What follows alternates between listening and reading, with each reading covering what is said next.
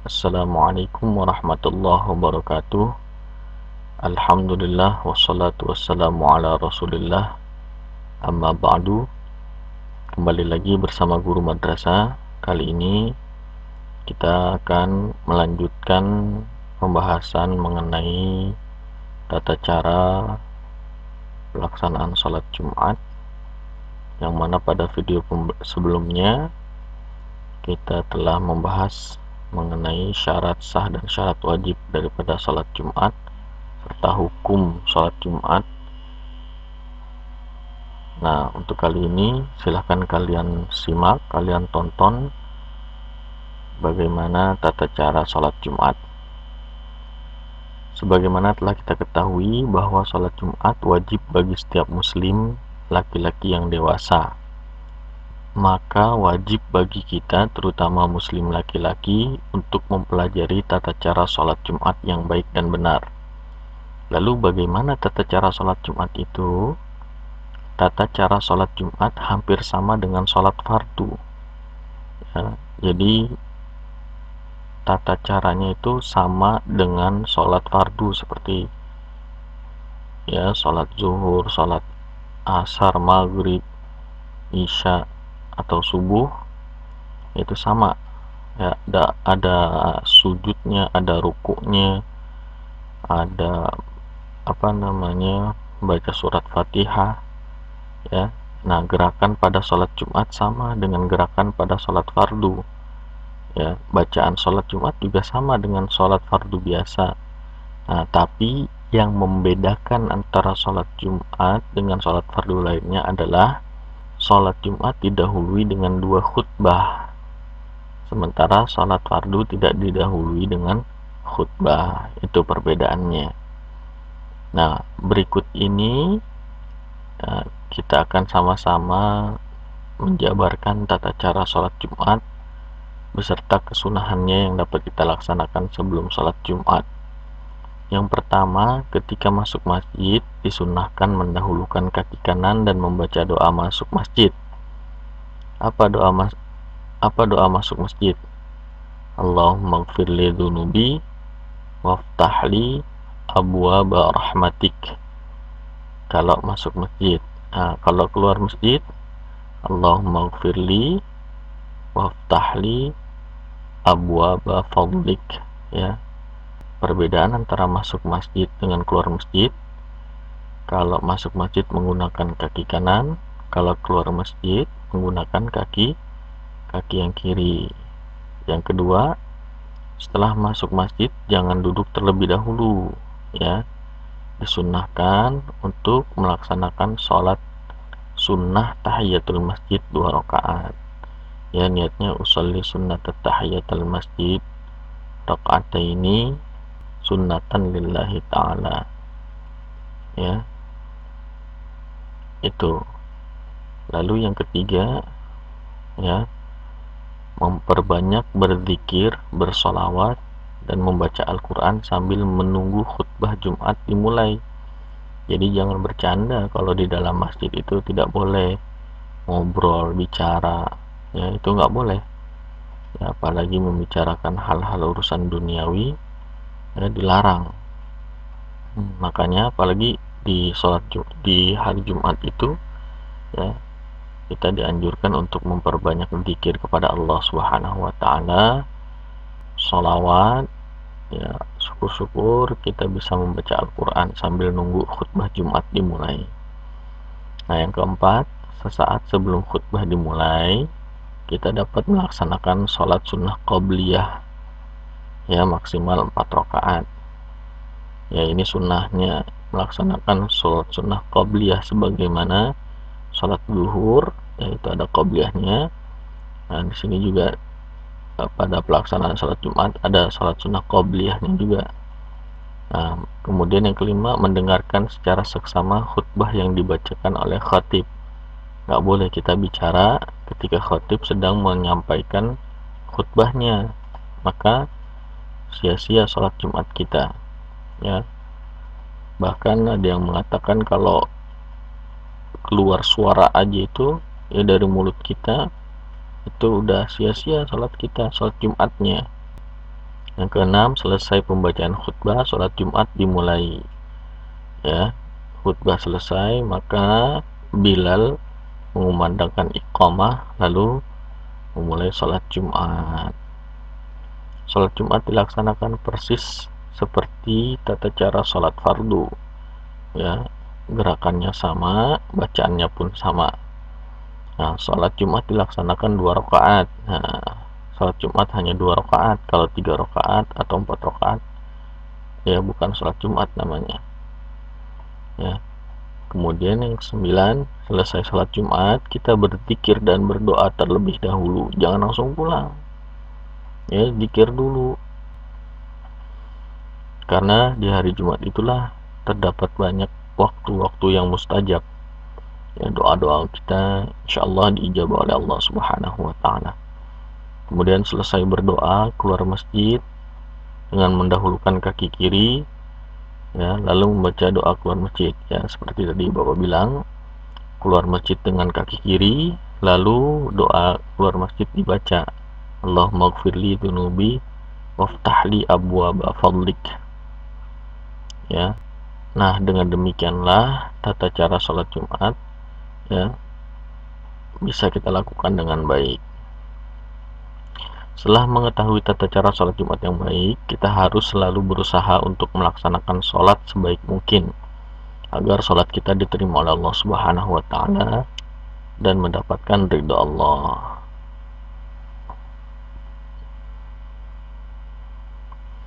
Namun meskipun kita sudah berusaha baik, ya, kita sudah berusaha sebaik mungkin untuk berdisiplin sholat Jumat, satu ketika terkadang ada saja sebab yang membuatkan kita terlambat mengikuti jamaah. Makmum yang terlambat mengikuti jamaah semacam ini disebut dengan makmum masbuk. Ya, jika dalam sholat fardu makmum masbuk cukup menambah rakaat sejumlah rakaat yang tertinggal ketika berjamaah, namun tidak halnya dengan makmum masbuk sholat Jumat. Nah, apa yang harus dilakukan oleh makmum masbuk sholat Jumat? Pertama, untuk makmum masbuk sholat Jumat yang hanya tertinggal 1 rakaat, ya, sholat Jumat, maka ia cukup menambah 1 rakaat saja. Ya, ketika dia ketinggalan 1 rakaat, cukup menambah 1 rakaat saja. Yang kedua, makmum masbuk yang tertinggal 2 rakaat sholat Jumat, maka ia harus menyempurnakan sholat 4 rakaat. Nah, untuk makmum masbuk yang ketinggalan sholat Jumat, dia harus mengganti sholat Jumat dengan sholat zuhur. Ya, nah itu perbedaannya ketika masbuk makmum sholat fardu dengan masbuk, ya, dengan makmum masbuk sholat Jumat. Nah, ini dalam kotak ini coba kita baca. Tertinggal 1 rakaat dihitung mulai dari ruku. Jika tidak melaksanakan ruku bersama imam, artinya sudah tertinggal 1 rakaat. Namun jika tertinggal tapi masih bisa melaksanakan ruku bersama imam, ia tidak dianggap tertinggal pada rakaat tersebut. Jadi kalau misalkan ya ada orang melaksanakan sholat Jumat, dia ketinggalan, udah lewat dari ruku, maka itu harus ditambahkan lagi rakaatnya. Ya, jadi nggak terhitung. Ya, ketika dia sujud bersama imam, dia ketinggalan terus langsung sujud sama imam, dia tidak mendapatkan gerakan ruku bersama imam di rakaat pertama, maka dia harus menambahkan 1 rakaat lagi ketika nanti imam sudah salam. Nah, tapi jika dia terlambat dan masih bisa sampai, ya, masih bisa memenuhi waktunya pas untuk ruku bersama imam di rakaat pertama, maka dia terhitung, ya, mendapatkan 1 rakaat di rakaat pertama, ya, tidak dianggap tertinggal gitu.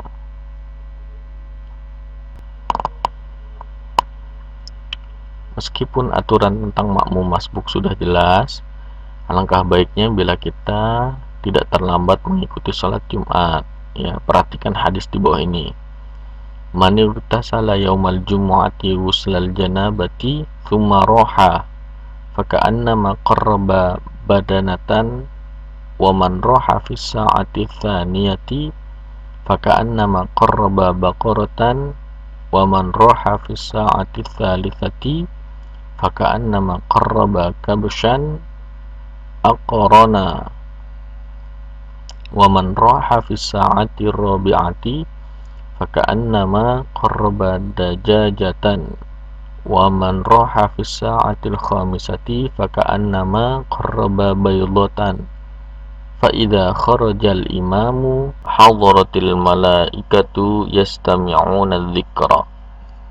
Artinya, barang siapa mandi pada hari Jumat sebagaimana mandi janabah, lalu dia berangkat menuju masjid, maka dia seolah berkurban dengan seekor unta. Barang siapa yang datang pada kesempatan atau waktu yang kedua, maka dia seolah berkurban dengan seekor sapi.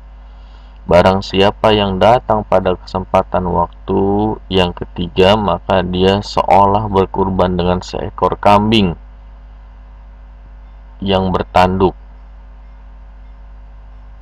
Barang siapa yang datang pada kesempatan atau waktu keempat, maka dia seolah berkurban dengan seekor ayam.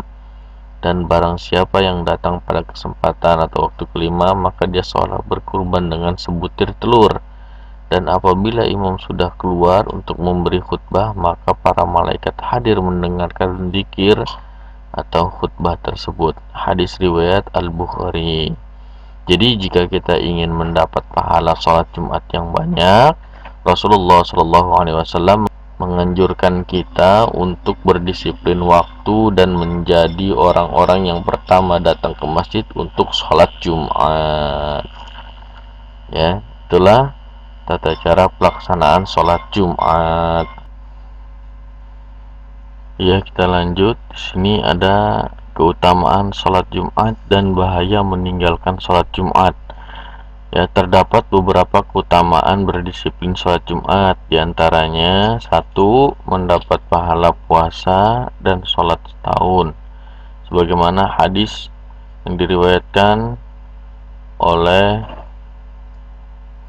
Imam At-Tirmidzi, ya, yang sanadnya dari Aus bin Aus, ya, Rasulullah SAW bersabda, man igtasala yaumal jumu'ati wa ghassala wa bakkara wa battakara wa dana wastama'a wa ansot kana lahu bikulli khutwatin yakhtuha ajru sanatin siyamuha wa qiyamuha.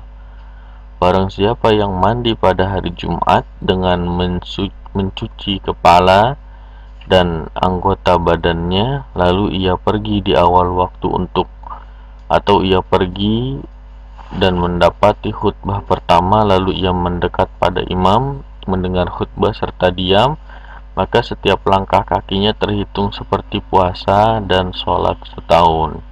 Hadis riwayat At-Tirmidzi. Kemudian yang kedua, menghapuskan dosa di antara 2 Jumat. Ya. Hadisnya as-salatul khamsu wal jumu'atu ilal jumu'ati kaffaratun lima bainahunna malam tushal kabairu. Artinya di antara sholat 5 waktu, di antara Jumat yang satu dan Jumat yang berikutnya, itu dapat menghapus dosa di antara keduanya selama tidak dilakukan dosa besar. Hadis riwayat Muslim. Yang ketiga, mendapatkan pahala berkurban. Sebagaimana kita ketahui bahwa orang yang bersegera pergi ke masjid untuk menunaikan sholat Jumat bisa mendapatkan pahala besar, ya, berkurban seekor unta, seekor sapi, dan seterusnya. Nah, setelah kita mengetahui hal seperti itu, Ya, begitu banyaknya keutamaan sholat Jumat, tentunya sayang sekali apabila kita melewatkannya. Meskipun sekali saja Rasulullah SAW juga telah memberi peringatan tentang bahaya ya, meninggalkan sholat Jumat dengan sengaja. Ya, apa saja bahayanya? Yang pertama nih, akan ditutup hatinya oleh Allah Subhanahu wa taala. Ya, la yantahiyanna aqwamun an wad'ihim al-jumu'ati aw la yakhtimanna Allahu ala qulubihim thumma la yakununna minal ghafilin. Artinya, hendaknya satu kaum berhenti dari meninggalkan sholat Jumat, atau Allah akan menutup hati mereka, kemudian menjadikan bagian dari orang-orang yang lalai. Hadis riwayat Muslim. Kemudian yang kedua, bahayanya adalah ditulis sebagai orang munafik. Ya, sebagaimana yang diriwayatkan dari Usamah radhiyallahu an, Rasulullah sallallahu alaihi wasallam bersabda, "Man taraka thalatha jumu'atin min ghairi 'udhrin kutiba minal munafiqin." Artinya, siapa yang meninggalkan 3 Jumat, ya, 3 sholat Jumat tanpa udzur, ya, dalam artian tanpa ada alasan yang dibenarkan dalam syariat Islam, maka ia ditulis termasuk sebagai orang-orang yang munafik. Hadis riwayat At-Tabrani. Nah, nanti kalian bisa lihat di sini, ya, ada beberapa soal di kotak dialog, ya. Nah, di sini ada rangkuman. Bapak akan membacakan rangkumannya. Yang pertama, sholat Jumat adalah aktivitas ibadah sholat wajib yang dilaksanakan secara berjamaah bagi lelaki muslim setiap hari Jumat yang menggantikan sholat zuhur. Sholat Jumat dikerjakan 2 rakaat secara berjamaah. Yang kedua, sholat wajib sholat Jumat antara lain. Yang kedua, syarat wajib sholat Jumat antara lain laki-laki muslim, baligh, merdeka, berakal sehat, dan menetap di daerah pelaksanaan sholat Jumat, ya, orang mukim, bukan orang yang musafir. Yang ketiga, syarat sah sholat Jumat, ya, sholat Jumat dan kedua khutbahnya dilaksanakan pada waktu zuhur. Sholat Jumat dilaksanakan di area pemukiman warga, dilaksanakan secara berjamaah oleh minimal 40 orang yang menetap di daerah tersebut, tidak bersamaan dengan Jumat lain dalam satu daerah, dan didahului oleh 2 khutbah. Ya, ini syarat sah daripada sholat Jumat. Yang keempat, sunnah sholat Jumat, sunnah Jumat. Pertama, mandi. Kedua, nyikat gigi. 3, motong kuku. 4, gunting kumis. 5, menyisir rambut dan lain sebagainya. Ya, pakai pakaian putih, ya, terus pakai wangi-wangian, ya, itu termasuk sunnahnya. Ya. Yang kelima, keutamaan sholat Jumat: menghapus dosa, diberi pahala yang banyak, berpahala seperti puasa dan sholat setahun. Nah, bahayanya meninggalkan sholat Jumat, tuh, ditutup hatinya oleh Allah Subhanahu wa taala, ditulis sebagai orang yang munafik. Naudzubillah min dzalik. Ya, maka dari itu, mari sama-sama kita amalkan ilmu yang sudah kita ketahui.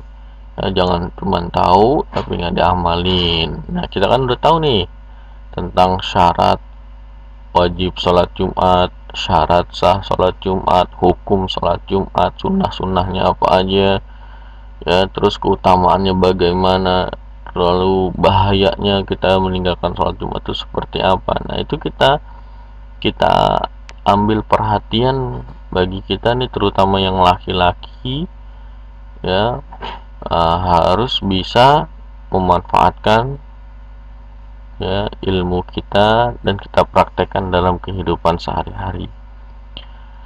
Baiklah anak-anakku sekalian yang dirahmati Allah, semoga video ini bermanfaat buat kita semua. Ya, Bapak harap kalian bisa belajar lebih giat lagi, bisa semangat dalam mempelajari ilmu-ilmu, mobil khusus ilmu agama, karena bukan hanya sebagai satu beban saja di sekolah, tapi juga bisa bermanfaat buat kalian ketika kalian nanti sudah beranjak dewasa di masyarakat ya. Mungkin itu saja yang bisa Bapak sampaikan, kurang lebihnya mohon maaf. Hadanallahu wa iyyakum ajma'in. Allahul muwaffiq ila aqwamit thoriq. Assalamualaikum warahmatullahi wabarakatuh.